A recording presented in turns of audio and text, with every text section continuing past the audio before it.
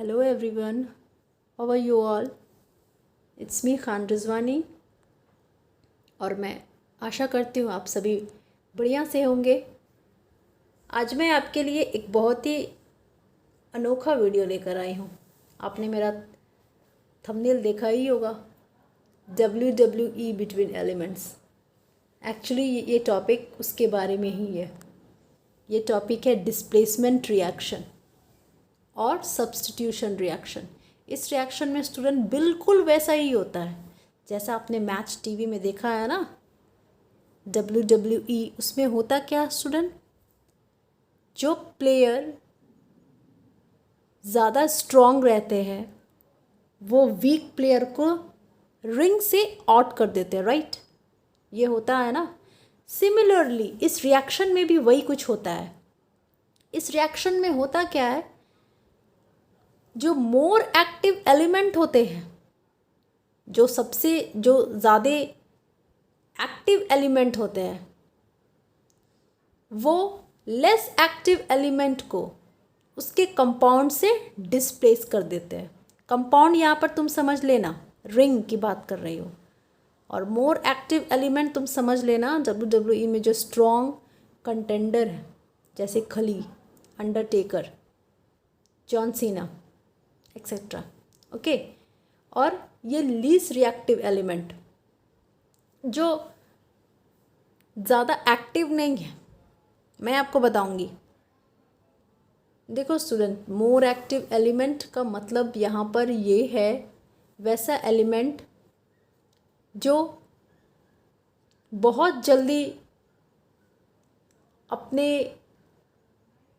अपना electron donate कर देता है, बहुत जल्दी। मतलब वो बहुत एक्टिव है, मतलब वो केमिकल रिएक्शन में बहुत फास्ट पार्टिसिपेट करता है, वो बहुत ज़्यादा एक्टिव है अपने। अब देखो, कोई भी अगर केमिकल रिएक्शन में पार्टिसिपेट कर रहा है, मतलब केमिकल रिएक्शन में कौन पार्टिसिपेट करता है स्टूडेंट? एटम्स के इलेक्ट्रॉन की शेयरिंग होती है, या डोनेशन होता है, या एक्सेप्टेंस होता है। यही तो होता है ना केमिकल रिएक्शन में। तो अगर एटम खुद में से इलेक्ट्रॉन शेयर कर दे, डोनेट कर दे बहुत फास्ट, उसे हम बोल देंगे मोर एक्टिव एलिमेंट। और वैसा एलिमेंट जिसमें से इलेक्ट्रॉन निकालना इतना आसान नहीं है, मतलब वो इतना ईजिली किसी को अपने एटम में से इलेक्ट्रॉन डोनेट ना करे या शेयर ना करे, ओके, उसे हम बोलेंगे लीस्ट एक्टिव एलिमेंट, क्योंकि वो एक्टिव है ही नहीं, क्योंकि वो केमिकल रिएक्शन में इतना खुलकर पार्टिसिपेट नहीं कर रहा है। हम बोलते हैं ना कि ये स्टूडेंट बहुत लेज़ी है, ये इतना एक्टिव नहीं होता क्लास में, मतलब क्लास में ये इतना पार्टिसिपेट नहीं करता है। सिमिलरली वैसा एलिमेंट जो केमिकल रिएक्शन में उतना पार्टिसिपेट नहीं करता है, मतलब वो खुद के एटम में से इलेक्ट्रॉन इतना ईजिली निकाल नहीं पाता, शेयर नहीं कर पाता, डोनेट नहीं कर पाता है, गेन नहीं कर पाता है, समझे आप? तो हम उसे बोलते हैं लेस एक्टिव एलिमेंट। और मोर एक्टिव एलिमेंट वैसा एलिमेंट जो खुद में से इलेक्ट्रॉन बहुत फास्ट डोनेट कर दे, शेयर कर दे, लूज़ कर दे या गेन कर दे, मतलब वो बिल्कुल एक्टिव है केमिकल रिएक्शंस में, वो बहुत एक्टिवली पार्टिसिपेट करता है, तो हम उसे बोलते हैं मोर एक्टिव एलिमेंट। अब यहाँ पर वही होता है स्टूडेंट, रिंग है, कंपाउंड है, उसमें मोर एक्टिव एलिमेंट है, जो ज़्यादा एक्टिव है, वो अपने कमज़ोर को, मतलब लेस एक्टिव एलिमेंट को रिंग से आउट कर देते हैं, यानी कि कंपाउंड से आउट कर देते हैं। अब देखो स्टूडेंट, यहाँ पर एक एलिमेंट डिस्प्लेस होता है, एक एलिमेंट दूसरे एलिमेंट को डिस्प्लेस करेगा, सिर्फ सिंगल एलिमेंट। मैं आपको बताती हूँ, जैसे देख लेना, Fe आयरन है। आयरन जब कॉपर सल्फेट से रिएक्ट होता है, copper sulphate is a type of salt. जब आप acid basis and salt chapter पढ़ोगे तब मैं आपको बताऊंगी सॉल्ट का कंसेप्ट, आपको कैसे पहचानना है कौन सा कंपाउंड सॉल्ट है। तो आयरन जब कॉपर सल्फेट से रिएक्ट हुआ स्टूडेंट, तो कॉपर और आयरन सल्फेट बनाया, ठीक है। अब हमें कैसे पता चलेगा आयरन जब रिएक्ट होता है कॉपर सल्फेट से, तो आयरन सल्फेट ही बनेगा और कॉपर तो होता क्या है, मैंने क्या बताया, जो ज़्यादा ताकतवर रहता है मतलब मोर एक्टिव एलिमेंट, वो क्या करता है, खुद के कमज़ोर एलिमेंट को उसके रिंग से, this is the ring, okay, copper sulphate is a ring, उसके रिंग से उसको आउट कर देता है, मतलब उसको डिस्प्लेस कर देता है। तो कॉपर यहाँ पर मोस्ट एक्टिव है, ज़्यादा स्ट्रॉन्ग है, इसने कमज़ोर को मतलब लेस एक्टिव एलिमेंट जो कि कॉपर है, सॉरी आयरन जो ज़्यादा एक्टिव एलिमेंट है, ज़्यादा स्ट्रॉन्ग है, इसने क्या किया, लेस एक्टिव एलिमेंट को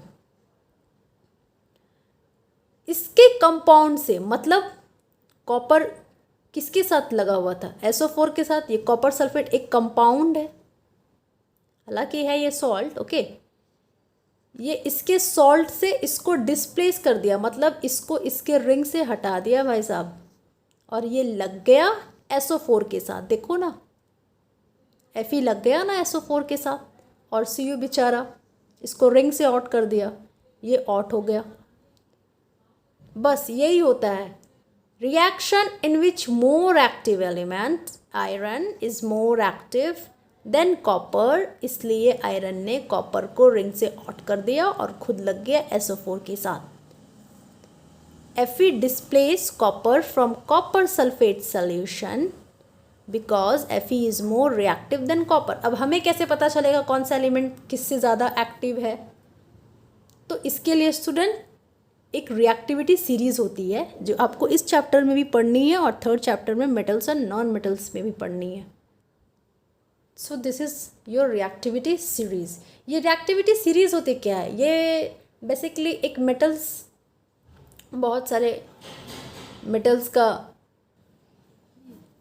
ये रिएक्टिविटी सीरीज़ एक्चुअली मेटल्स की सीरीज़ होती है जो हमें प्रिडिक्शन में हेल्प करती है, रिएक्शन के प्रिडिक्शन में हेल्प करती है। जैसे इसमें देखो सारे मेटल्स हैं, सिर्फ दो नॉन मेटल है, हाइड्रोजन एंड कॉपर। ऐसा क्यों, sorry carbon, not copper, carbon. ऐसा क्यों, ये एक एज अ आप समझ लेना, ये बस कंपेयर के लिए, कंपैरिजन के लिए, मतलब हाइड्रोजन से ऊपर जितने भी मेटल्स हैं वो सारे हाइड्रोजन से ज़्यादा रिएक्टिव हैं, ओके, और हाइड्रोजन के बिलो जितने भी मेटल्स हैं वो हाइड्रोजन से लेस रिएक्टिव हैं। सिमिलरली कार्बन के ऊपर जितने भी मेटल्स हैं वो कार्बन से ज़्यादा रिएक्टिव है, मोर रिएक्टिव है, और कार्बन के बिलो जितने भी मेटल हैं वो कार्बन से लेस रिएक्टिव है। अब देखना, इस सीरीज़ में लिथियम सबसे ज़्यादा रिएक्टिव, मोस्ट रिएक्टिव मेटल्स इस सीरीज़ में लिथियम है, ठीक है।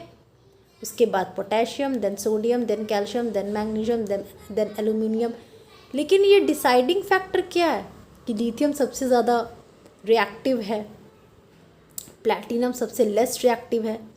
मतलब ये होता है स्टूडेंट कि जब भी रिएक्शंस होता है लिथियम का किसी के भी साथ, तो लिथियम हमेशा खड़ा हो जाता है रिएक्शन में पार्टिसिपेट करने के लिए। मतलब ये खुद के एटम में से बहुत जल्दी इलेक्ट्रॉन लूज कर लेगा, गेन कर लेगा या शेयर कर लेगा। बट ये जो प्लैटिनम है ना, ये केमिकल रिएक्शन में इतना आसान नहीं, ये प्लैटिनम के एटम से इलेक्ट्रॉन निकालना, मतलब ये इतना ईजिली अपने एटम में से इलेक्ट्रॉन निकालेगा नहीं, शेयर नहीं करेगा, लूज नहीं करेगा, गेन नहीं करेगा, ठीक है। इसलिए ये लीस्ट एक्टिव है, लीस्ट एक्टिव मेटल है। तो आपकी रिएक्टिविटी सीरीज़ ये है, ये आपको याद करने पड़ेंगे। सबसे हाईएस्ट रिएक्टिविटी लिथियम है, सबसे लीस्ट रिएक्टिविटी प्लैटिनम है। अब यहाँ पर आप ज़रा देख लेना, highest reactivity strong bond, moderate reactivity magnesium से लेके लीड तक मॉडरेट बॉन्ड है। हाइड्रोजन चूँकि नॉन मेटल है तो हम इसे मेंशन नहीं करेंगे, हम तो ये बस एक कंपैरिजन के लिए है। तो कॉपर, हाइड्रोजन के नीचे कॉपर से जितने भी मेटल्स हैं वो लीस्ट रिएक्टिव है, मतलब वो नोबल है, मतलब प्रीशियस मेटल है।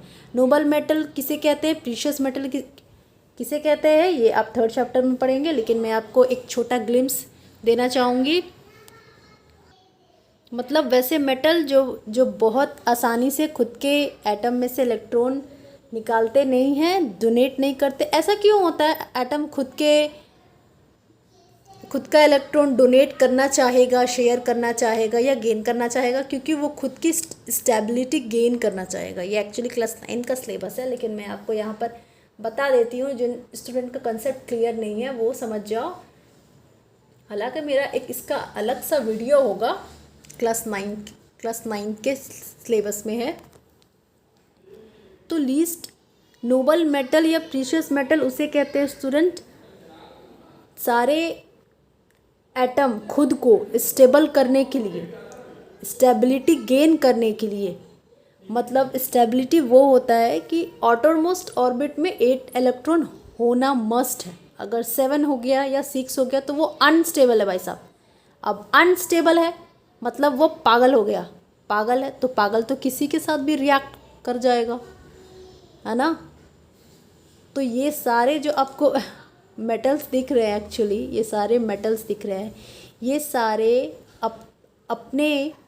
अपना स्टेबिलिटी मेंटेन करने के लिए, स्टेबिलिटी गेन करने के लिए खुद में से इलेक्ट्रॉन डोनेट करेंगे या लूज़ करेंगे, ठीक है, या शेयर करेंगे। क्योंकि ये सारे भाई साहब थोड़ा पागल टाइप के हैं, ये किसी के साथ कहीं भी रिएक्ट हो जाते हैं अपनी स्टेबिलिटी गेन करने के लिए। बट जो हाइड्रोजन के below copper, silver, gold, platinum है, ये सारे स्टेबल है, मतलब नोबल है। ये इतना आसानी किसी के साथ भी रिएक्ट नहीं करेंगे, इसीलिए इन्हें नोबल प्रीशियस मेटल कहा गया है। आपने देखा होगा आपके घर में सिस्टर हैं, मदर हैं, ये सारे के पास गोल्ड की ज्वेलरी होगी या सिल्वर की ज्वेलरी होगी, तो आपने देखा होगा गोल्ड और सिल्वर इतना ईजली, तो ये जो स्टूडेंट ज्वेलरीज होते हैं ना, जो सिल्वर गोल्ड, तो ये बहुत लीस्ट रिएक्टिव मेटल होते हैं। मतलब आपने देखा होगा कि इनकी शाइनिंग 2-3 ईयर्स के बाद थोड़ी डल होती है ना, क्योंकि ये लीस्ट रिएक्टिव है, क्योंकि इतना आसानी से ख़राब नहीं होते हैं, इतना आसानी से, इतना जल्दी, इतना फास्ट रिएक्ट नहीं होते हैं। हालांकि ये भी होते हैं, ऐसा नहीं है, बट बहुत कुछ इसमें कंडीशंस है। ओके, अब इसे याद करने का ट्रिक ज़रा देख ले। Please stop calling me a careless zebra, instead try learning how copper save gold. अब स्टूडेंट इसमें देखना, ये जो वर्ड है ना कॉपर सेव गोल्ड, ये मैं बताऊंगी 3rd चैप्टर में, याद रखना। देखना, प्लीज़ पोटेशियम, पी से potassium, S sodium, stop C, please P potassium, stop S sodium, calling CAL calcium, M magnesium, A aluminium, careless C carbon, Z zebra, zinc, I instead iron, T try tin, L learning lead, how H hydrogen, copper, S safe silver, gold G platinum. Okay, so please stop calling me a careless zebra, instead try learning how copper save gold. Now platinum। तो ये सबसे shortcut trick है ये reactivity series याद करने की, और आपको रिएक्टिविटी सीरीज़ याद करनी पड़ेगी, ना सिर्फ इस रिएक्शन के लिए। ये बहुत हेल्पफुल है आपको हायर क्लासेस में, 11th 12th में अगर आप साइंस लेते हो तो केमिस्ट्री में it's very helpful for you. So कोई ऑप्शन नहीं है, आपको ये याद करना पड़ेगा। मैंने आपको ट्रिक भी बता दिया। अब स्टूडेंट एग्जांपल्स देखते हैं हम डिस्प्लेसमेंट रिएक्शन के। उस रिएक्टिविटी सीरीज़ को हम थोड़ा, ये रिएक्टिविटी सीरीज़ को हम सामने रखते हुए ये रिएक्शंस देखेंगे। आपको मैं समझाने के लिए ऐसा कर रही हूँ। अगर आप ये याद कर लोगे फिर इसकी ज़रूरत नहीं है आपको ऐसे सामने रखने के लिए, आपके माइंड में ही वो रहेगा। तो देखना, जिंक अगर कॉपर सल्फेट से रिएक्ट होता है तो हमें नहीं पता है रिएक्शन क्या होगा, I don't know, okay, we don't know. तो आप देखना कि जिंक ज़्यादा रिएक्टिव कॉपर से है या नहीं। तो हम देखते हैं Zn जिंक, कॉपर किधर गया, Cu। हाँ, हाइड्रोजन से जितना भी ऊपर है वो ज़्यादा रिएक्टिव है ना।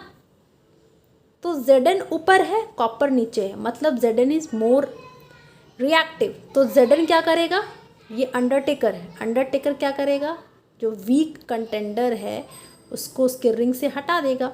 तो वही तो हो गया, Zn ने Cu को लात मार करके हटा दिया रिंग से, ठीक है, और खुद लग गया SO4 के साथ। तो Zn SO4 और Cu बेचारा लात खाने के बाद रिंग से बाहर हो गया। ओके, और ये बन गया जिंक सल्फेट।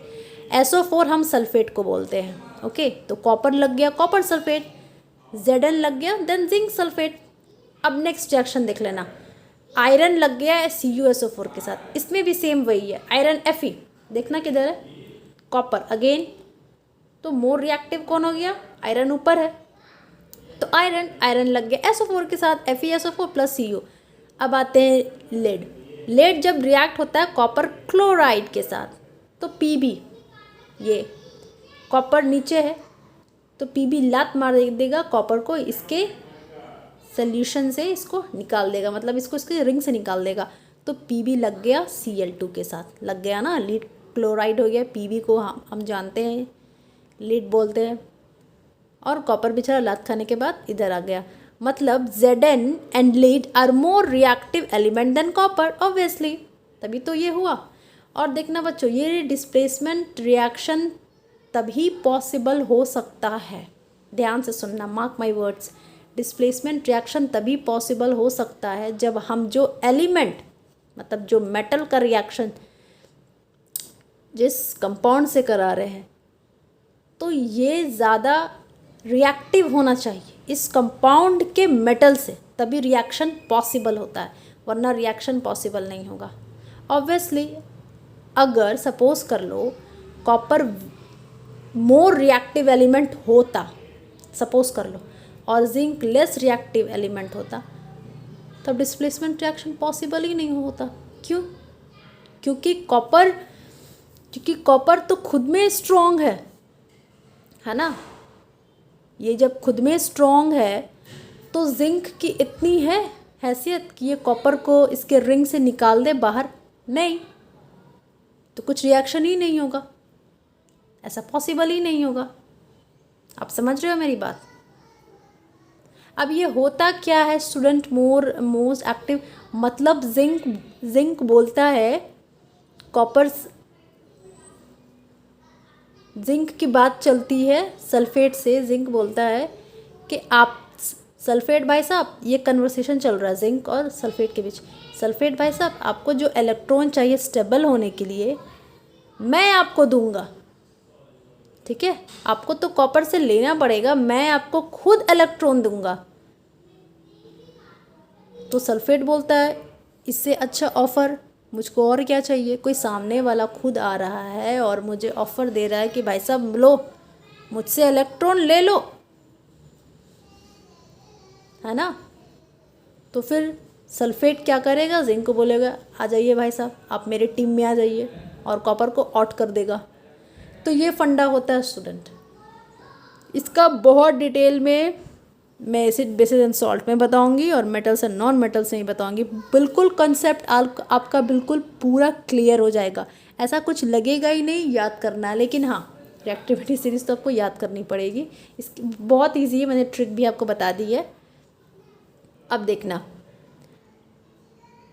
लीड का colour before reaction bluish grey, copper chloride का ग्रीन, आफ्टर रिएक्शन कलरलेस। ये कलर पे आप थोड़ा नोटिस करना, MCQ 1 नंबर क्वेश्चन में ये आ जाते हैं कलर्स नेम, ठीक है। अब इधर देखना सिल्वर नाइट्रेट कॉपर के साथ जब रिएक्ट होता है, आप खुद देखना तो क्या होता है। अब आप इधर देख लो Ag सिल्वर, ओके, सिल्वर ज़्यादा रिएक्टिव मेटल है या कॉपर है, ऑब्वियसली कॉपर है, तो क्या होगा कॉपर लग जाएगा NO3 के साथ, मतलब सिल्वर को NO3 के से इसके रिंग से सिल्वर को हटा देगा इसके खुद के रिंग से और खुद लग जाएगा NO3 के साथ। वही हो गया, कॉपर नाइट्रेट बन गया और सिल्वर आउट हो गया। ठीक है, मैं आपको यहाँ पर एक एग्जांपल देना चाहूँगी। पहले ज़माने में ना कॉपर के कॉइन होते थे, राइट। एंशिएंट पीरियड में कॉपर के कॉइन होते थे। तो आप उस कॉपर के कॉइन को सिल्वर नाइट्रेट में डिप कर दो, आप क्या देखोगे कि ये जो कॉपर का कॉइन है ना, ये बिल्कुल सिल्वर कलर का हो जाएगा।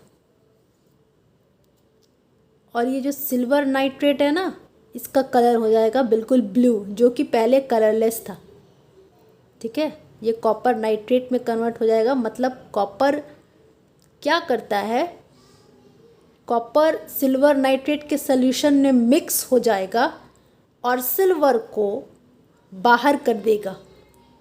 ठीक है, तो जो कॉपर का कॉइन है उसके ऊपर सिल्वर का कलर डिपॉजिट हो जाएगा और कॉपर का कलर चला जाएगा स्टूडेंट नाइट्रेट के साथ, इसलिए कलर चेंज हो गया, ब्लू बन गया। अब देखना, मैग्नीशियम HCl के साथ लगा, magnesium chloride, magnesium Mg, find out where is Mg, here it is Mg। Okay, hydrogen बड़ा है या Mg है, मोस्ट एक्टिव कौन है, Mg है। तो Mg लग गया Cl के साथ, H को लात मार करके बाहर हो गया। आपके NCERT में एक एक्टिविटी 1.9 जो डिस्प्लेसमेंट रिएक्शन को समझाने के लिए वो एक्टिविटी दी गई है। एक्चुअली NCERT में सारे एग्जांपल्स एक्टिविटी के थ्रू ही एक्सप्लेन किए गए हैं, आप देख लेना। और ये सेम जो एक्टिविटी है ना, ये आपको सेम स्टैंडर्ड 7th के physical and chemical changes chapter में पढ़ना पड़ेगा, उसमें भी सेम यही है। ये एक्टिविटी में क्या है स्टूडेंट, 3 आयरन नेल आप ले लो, उसको पहले क्लीन कर लो, सैंड पेपर से उस पर रब कर लो। अब ये ऐसा क्यों कि आयरन नेल हमने लिया और हमें सैंड पेपर से रब करने को कहा जा रहा है, क्योंकि क्या होता है, वो iron is a metal. Okay, मैंने आपको उस वीडियो में भी बताया था, कम्बिनेशन एंड डिकम्पोजिशन वीडियो में, अगर आपने देखा नहीं तो उस पर जाकर देख लीजिए। मेटल जब ऑक्सीजन से रिएक्ट होता है, मतलब मेटल इसमें क्या है, आयरन। ठीक है, आयरन को आप ऐसे खुले पे छोड़ दो, कुछ दिन के बाद आप देखोगे ना, इस पर एक ऑक्साइड का लेयर आ जाता है। ठीक है, मेटल ऑक्सीजन हमारे एटमॉस्फेयर में प्रेजेंट, वो ऑक्सीजन उस मेटल पे जाकर चिपक जाता है, मतलब उससे रिएक्ट हो जाता है और मेटल ऑक्साइड बना देता है, मतलब उस पर उसका ऑक्साइड का लेयर फॉर्म हो जाता है। ठीक है, तो अब उस ऑक्साइड का लेयर को हटाने के लिए हम सैंड पेपर से रब करते हैं। ये इसका यूजेस आपको बहुत बार आएगा, मैं आपको बता दूंगी। अब देखो, take 2 test tube, mark A and B mark कर लेना है, 10 मिलीलीटर कॉपर सल्फेट सोल्यूशन ले लेना है और उसमें आयरन नेल डिप। देखो स्टूडेंट, आयरन नेल आप ले लो, उसको सैंड पेपर से रब कर दो, रीज़न मैं आपको बता चुकी हूँ। फिर 2 टेस्ट ट्यूब लो, टेस्ट ट्यूब A में एक पे मार्क करो और B पे, सेकंड टेस्ट ट्यूब पे भी B मार्क करो। A टेस्ट ट्यूब में कॉपर सल्फेट सोल्यूशन ले लो, मतलब कॉपर सल्फेट में थोड़ा पानी ऐड कर दो, सोल्यूशन मतलब वाटर ही होता है, वाटर ऐड कर दो और उसका कलर नोट कर लो। पहले आप, कलर होगा आपका ब्लू। उसके बाद अब क्या करना, उसमें 2 आयरन नेल डिप कर देना। पहला आयरन नेल, इसका कलर होता है सिल्वर, उसको आप उस कॉपर सल्फेट सोल्यूशन में डिप कर दो, 20 मिनट के लिए उसको छोड़ दो। उसके बाद अब क्या देखोगे, आयरन नेल को निकाल लो उस सोल्यूशन से, तो आपको बड़ा फैसिनेटिंग एक चीज़ देखने को मिलेगा। आप क्या देखोगे स्टूडेंट,